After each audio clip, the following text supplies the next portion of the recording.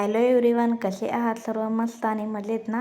मी अश्विनी तुमचं माझ्या आजच्या व्हिडिओमध्ये अगदी मनापासून स्वागत करते. तर पहा, आजच्या व्हिडिओमध्ये आपण प्रिन्सेस कट ब्लाऊजसाठी समोरच्या साईडला कोणत्या प्रकारचा जो स्वीटहर्ट नेक आहे तो कसा तयार करायचा ते तुम्हाला मी आता दाखवणार आहे. तर बघा, इथं मी गळारुंदी वरच्या साईडला 2.5 इंच घेतलेली आहे.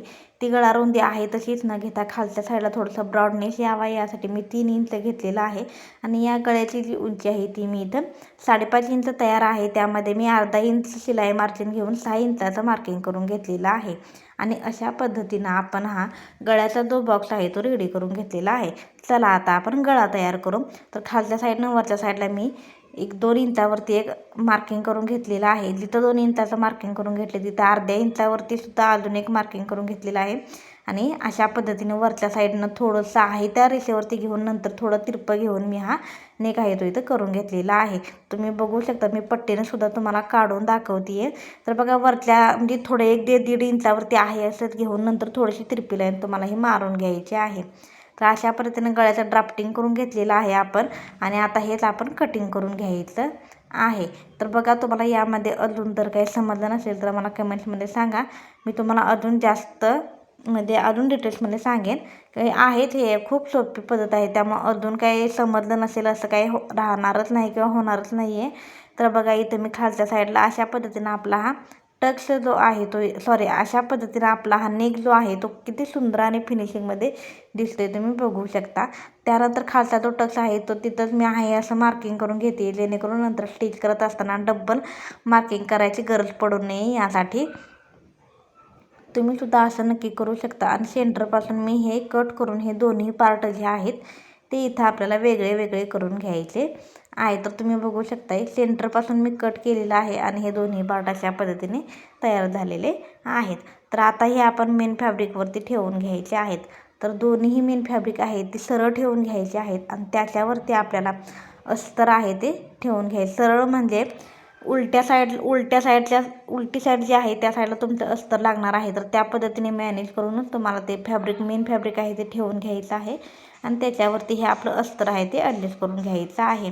हे फॅब्रिक जे आहे तर ते जरा सुळसुळी असल्यामुळे इथं थोडंसं सारखं हलतं वगैरे त्यासाठी. आणि एका साईडचे आपले कधी काय होतं, गडबडीमध्ये स्टिच वगैरे करत असेल तर खूप लोकांचं असं होतं की एकाच साईडचे दोन्ही पार्ट निघून जातात. तर तसं होऊ नये यासाठी दोन्ही पार्ट एकमेकांच्या समोर ठेवून आपल्याला त्यावरती अस्तर ठेवून ते घ्यायचे आहेत आणि टीप देऊन घ्यायची आहे. तर इथं टीप देऊन घेत असताना बघा, मी तुम्हाला सांगते, खूप इम्पॉर्टंट गोष्ट आहे ही सुद्धा, किंवा इम्पॉर्टंट टीप तुम्ही म्हणू शकता.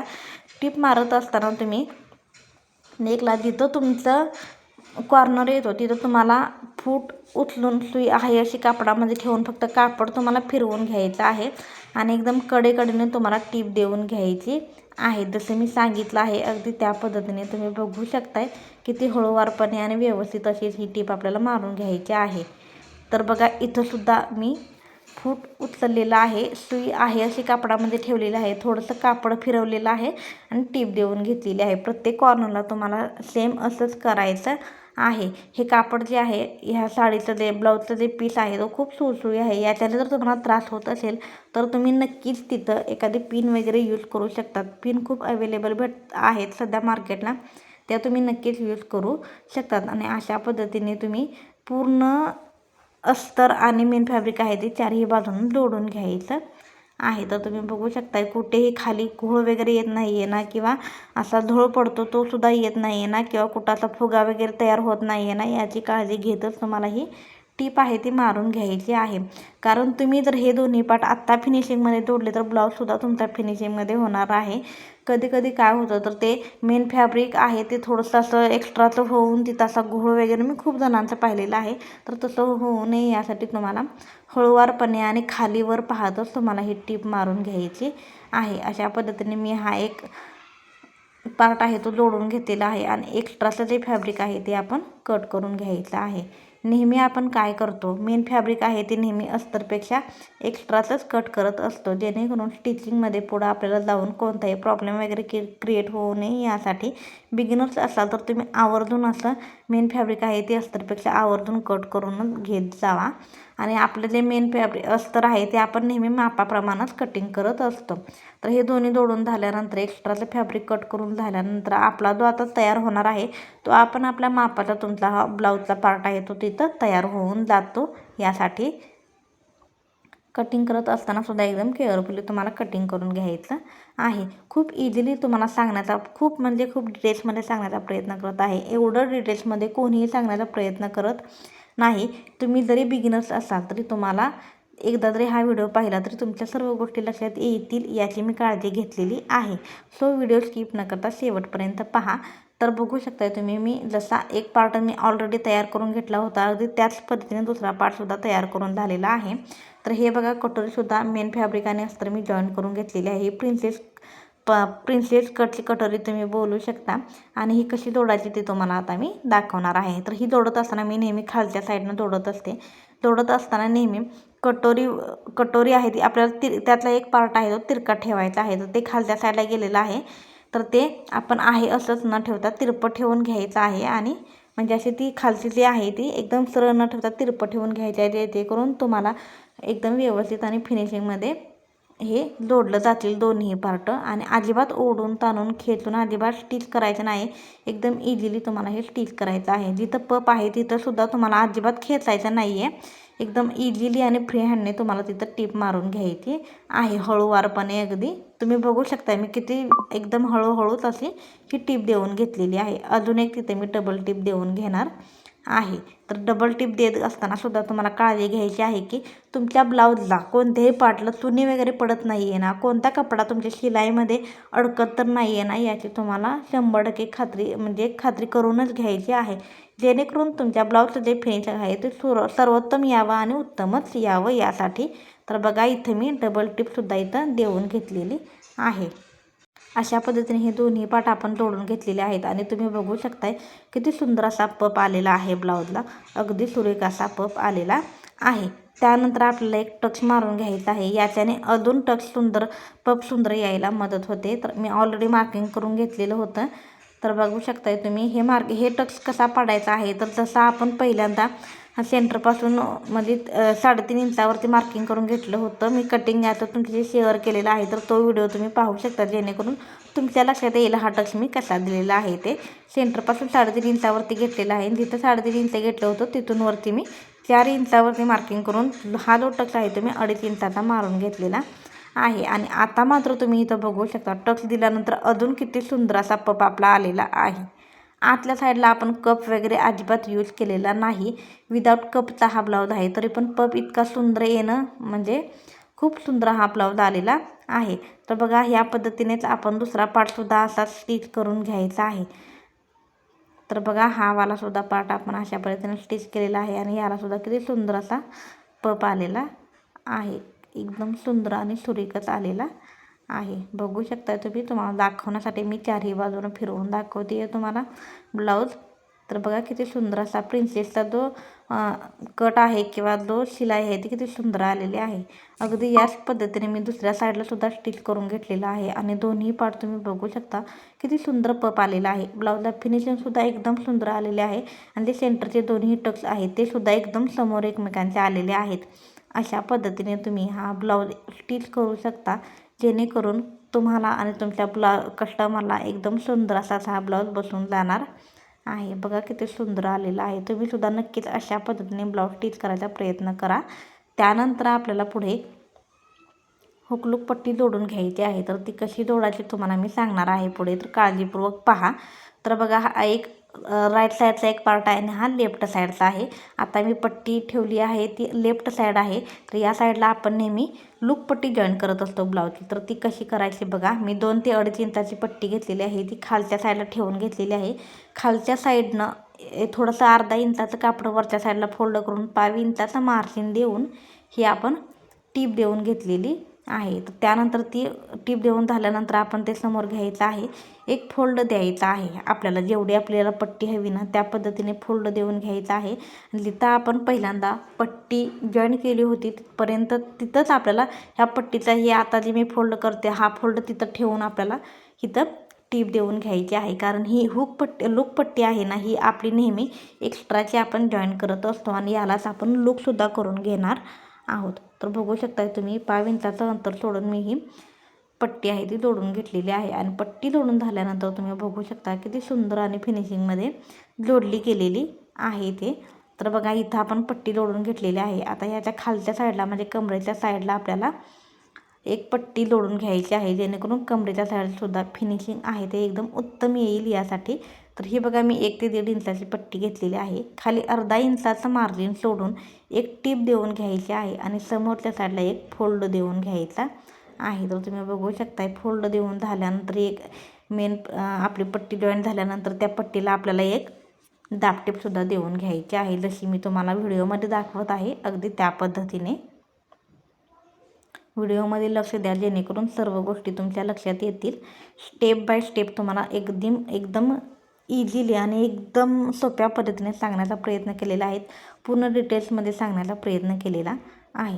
तर बघा मी अशा पद्धतीने ही जी पट्टी आहे ती आपण आतल्या साईडला म्हणजे दाबटीप देऊन झाल्यानंतर अजून एक फोल्ड करून घ्यायचा आहे, जेणेकरून त्या पट्टीची खालची साईड आहे ती सुद्धा फिनिशिंगमध्ये तयार होईल. आणि आता ही पट्टीची टीप झाल्यानंतर आपल्याला ती वरच्या साईडला फोल्ड करून घ्यायची आहे आणि इथे एक आपल्याला टीप देऊन घ्यायची आहे. ही मी कशी टीप देऊन घेणार आहे आणि नंतर ब्लाऊजला मी हात शिलाई करून घेणार आहे, म्हणजेच मी ही 5 नंबरची टीप असते ती देऊन घेतलेली आहे. आणि अशा पद्धतीने एक लूक पट्टी आणि कमरेची पट्टी जॉईन करून झाल्यानंतर तुम्ही पाहू शकता ब्लाऊजला किती सुंदर आणि परफेक्ट असा पप आलेला आहे.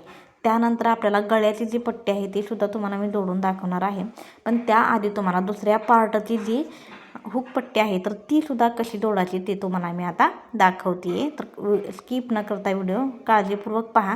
तर त्या पार्टला आपण खालच्या साईडनं फोल्ड केलं होतं, तर ही प्रिन्सेस कटचं ब्लाऊज आहे ना, सो हे खालच्या साईडला एक आपल्याला कमरेला पट्टी लागणार असते, त्यामुळे खालच्या साईडनं फोल्ड न करता सुद्धा तुम्ही बघा मी दाखवते अशा पद्धतीने पट्टी ठेवून घ्यायची आहे आणि एक 1 इंचाचं मार्जिन सोडून ही टीप देऊन घ्यायची आहे. प्रिन्सेस कट ब्लाऊजला नेहमी खालच्या साईडने एक पट्टी लागत असते, त्यामुळं खालच्या साईडनं तुम्ही ही जी हुक लूक पट्टी जोडत असताना फोल्ड नाही केलं तरीसुद्धा चालू शकतं. तर बघा एक फोल्ड देऊन घेतलेला आहे. ही पट्टी आहे ती एक्स्ट्रा चिन्ह ठेवता आपण नेहमी ती जोडून घेऊन खालच्या साईडला म्हणजे ब्लाऊजच्या खालच्या साईडला आहे अशी फोल्ड करून तिथे एक टीप देऊन घ्यायची आहे. तर बघू शकता मी व्हिडिओमध्ये कशा पद्धतीने दाखवते ते. एक्स्ट्राची पट्टी आहे ती इथं कट करून घ्यायची आहे. त्यानंतर तुम्ही बघू शकताय दोन्ही पार्ट एकमेकांवरती ठेवून घ्यायचे आहेत आणि परफेक्ट म्हणजे कुठं कमी जास्त वगैरे होत नाही आहे ना, किंवा गळ्याचा जो शेप आहे तो एकदम परफेक्ट पद्धतीने तुम्ही अशा पद्धतीने कट करून घेऊ शकता. तर बघा मी एकमेकांवरती ठेवून घेतलेला आहे आणि गळ्याचा शेप जो आहे तो इथं मॅनेज करून घेत आहे, म्हणजे जी पट्टी आहे त्या परफेक्ट पद्धतीने आणि मापाने एकमेकांच्या कट करून घेतलेला आहे. तुम्ही सुद्धा नक्कीच असं करू शकता. आता या ब्लाऊजला किंवा या पार्टला सुद्धा तुम्ही खालच्या साईडनं पट्टी जोडून घ्यायची आहे आणि नंतर तुम्हाला आपल्या गळ्याला कशी पट्टी करायची ते तुम्हाला मी दाखवणार आहे. तर बघा इथं आपल्याला गळ्याची पट्टी लावायच्या आधी आपल्याला लूक पट्टीला लूक करून घ्यायचे आहेत. तर तुम्ही बघा कशा पद्धतीने मी हे ब्लाऊज आहे ते एकदम परफेक्ट असं स्टिच केलेलं आहे आणि याला लूकसुद्धा केलेला आहे. तर ते लूक तुम्ही पाहू शकताय किती सुंदर फिनिशिंगमध्ये आणि एकदम परफेक्ट आणि त्याच अंतरावरती आलेलं आहे. जास्त कमी जास्त अंतर वगैरे असं आलेलं नाही. आता आपली वेळ आलेली आहे आपण ब्लाऊजला गळ्याला कशा पद्धतीनं पट्ट्या काढायच्या आहेत आणि त्या स्टिचसुद्धा कशा करायच्या आहेत ते तुम्हाला आता मी दाखवणार आहे. तर ही जी पट्टी आहे माझी ती आहे 1 इंचाची. तर ती ठेवूनच मी अशा पट्ट्या तिरप्या कट करून घेत आहेत. तिरप्या पट्ट्या का कट करून घ्यायच्या, कारण तुमच्या ब्लाऊजला फिनिशिंग सुंदर येतं, ब्लाऊजच्या नेकला फिनिशिंग सुंदर येतं. एकदम फिनिशिंगमध्ये तुमचा नेक तयार होतो आणि एकदम कम्फर्टेबली तुम्ही ते यूजसुद्धा करू शकता, जेणेकरून कुठे उचलू वगैरे गळा जाऊ नये यासाठी तुम्हाला ही तिरप्या पट्ट्या करून घ्यायच्या आहेत. तुम्ही ब्लाऊजला पायपिंग करता तेव्हासुद्धा तुम्हाला ह्या पट्ट्या ज्या असतात त्या तिरप्याच कट करून घ्यायच्या आहेत. तर बघा इथं मी अशा पद्धतीने मार्किंग करून घेतलेलं आहे आणि ह्या पट्ट्या ज्या आहेत इथं सगळ्या तिरप्या कट केलेल्या आहेत. तर ह्या आता कमी पडणार आहे, मला पूर्ण एक पट्टी म्हणजे बसणार नाही आहे, कमी पडणार आहे. तर 2 पट्ट्या जॉईन करून तुम्हाला दाखवते ती कशा पद्धतीनं जॉईन करायचं आहे ते. तर बघा इथं दोन्ही पट्ट्या एकमेकांवरती तिरप्या ठेवून घेतलेल्या आहेत मी आणि एक मधून एक टीप देऊन घेत आहे. तर बघा इथं डबल टीप इथंसुद्धा मी देऊन घेत आहे.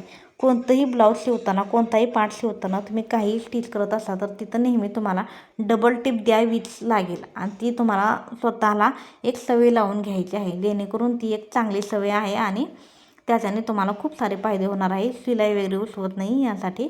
तर बघू शकता एक पट्टी जॉईन केलेली आहे आणि दुसरीसुद्धा पट्टी मी जॉईन करून घेतलेली आहे. आता ही गळ्याला कशी लावायची ते तुम्ही आता बघू शकता. खूप इम्पॉर्टंट पार्ट आहे हा, कारण तुमच्या ब्लाऊजचं जे फिनिशिंग आहे किंवा ब्लाऊजचा जो लुक आहे तो तुमच्या नेकवरती डिपेंड असतो यासाठी. तर बघा खालच्या साईडला मी एक फोल्ड म्हणजे अशी खालच्या साईडला फोल्ड करून ही पट्टी घेतलेली आहे आणि 5 इंचाचं मार्जिन सोडून इथं टीप देऊन घेते आहे. गळ्याची पट्टी जोडत असताना नेहमी 5 इंचाचंच अंतर देऊन एक समान अंतरावरतीच तुम्हाला ही टीप देऊन घ्यायची आहे, जेणेकरून ही टीप जरी तुमची वाकड्या तिकडे गेली तरी तुमच्या गळ्याचा शेप बदलू शकतो यासाठी.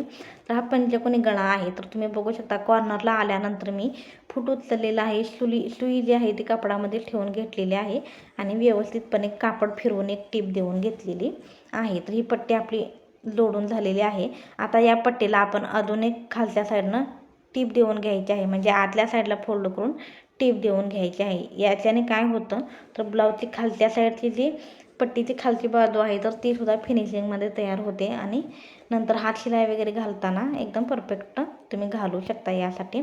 तर बघू शकताय तुम्ही मी अशा पद्धतीने खालच्या साईडला फोल्ड करून समान अंतरावरती ते टीप जी आहे ती इथं कंप्लीट करून घेते आहे आणि शेवट जो आहे या पट्टीचा तर तो आतल्या साईडला फोल्ड करून घ्यायचा आहे आणि टीप देऊन घ्यायची आहे. तर बघू शकताय अशा पद्धतीने आपण हे फोल्ड करून घेतलेलं आहे.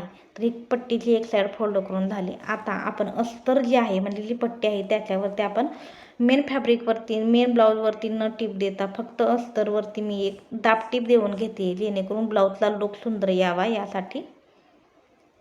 तर बघा अशा पद्धतीने कॉर्नरच्या ठिकाणी मी फूट उचलून सुई जी आहे ती आतमध्ये ठेवून फक्त आपलं फॅब्रिक किंवा ब्लाऊज आहे तो फिरवून घेतलेला आहे अशा पद्धतीने. आता ही पट्टी जी आहे ती एक्स्ट्राची कट करून घ्या आणि त्यानंतर बघा ही पट्टी जी आहे ती आतल्या साईडला फोल्ड करून आपल्याला टीप देऊन घ्यायची आहे. जसं मी तुम्हाला व्हिडिओमध्ये दाखवते अगदी त्या पद्धतीने तुम्ही याला छोटे छोटे आतल्या साईडला कटसुद्धा देऊ शकता, जेणेकरून तुमचं ब्लाऊजचा जो नेकचा जो पार्ट आहे तो एकदम फिनिशिंगमध्ये तयार होऊ शकतो यासाठी.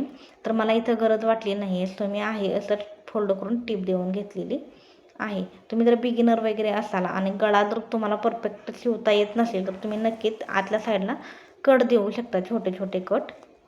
तर ते कुठे द्यायचे आहेत तर आपण जी 5 इंचाचं अंतर सोडून जी आपण शिलाई दिली होती ना तिथं.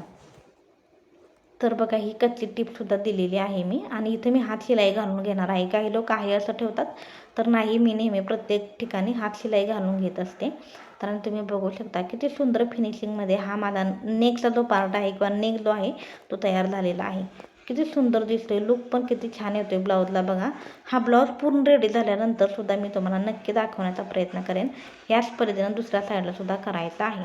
दुसरा नेकसुद्धा मी तयार करून घेतलेला आहे दुसऱ्या साईडची सुद्धा. आणि आता तुम्ही बघू शकता एकदम सुंदर असा हा पार्ट तयार झालेला आहे आणि बघू शकता एकदम परफेक्ट आणि प्रोफेशनल पद्धतीने हा ब्लाऊज मी स्टिच करून तुम्हाला दाखवलेला आहे. कमरेला सुद्धा मी कच्ची टीप दिलेली आहे, नंतर ती उसवून मी तिथं हात शिलाई करून घेणार आहे. आणि गळ्याचा शेपसुद्धा तुम्ही बघू शकता किती सुंदर आलेला आहे. शिवाय तुम्ही ब्लाऊजचा पफसुद्धा बघू शकता किती सुंदर आणि फिनिशिंगमध्ये रेडी झालेले आहेत. दोन्ही टक्स एकदम परफेक्ट आलेले आहेत आणि अशा पद्धतीने तुम्हीसुद्धा नक्कीच ब्लाऊज स्टिच करण्याचा प्रयत्न करा. याच्यामध्ये अजून जर तुम्हाला काही प्रॉब्लेम्स वाटत असतील तर तुम्ही नक्की मला कमेंट्समध्ये विचारू शकता. मी तुमच्या प्रत्येक प्रश्नांचं उत्तर देण्याचा नक्की प्रयत्न करणार आहे. याच्या कटिंगचा व्हिडिओसुद्धा मी आपल्या चॅनेलला अपलोड केलेला आहे. तुम्हाला जर याचं कटिंग हवं असेल तर तुम्ही तिथं नक्की जाऊन पाहू शकता.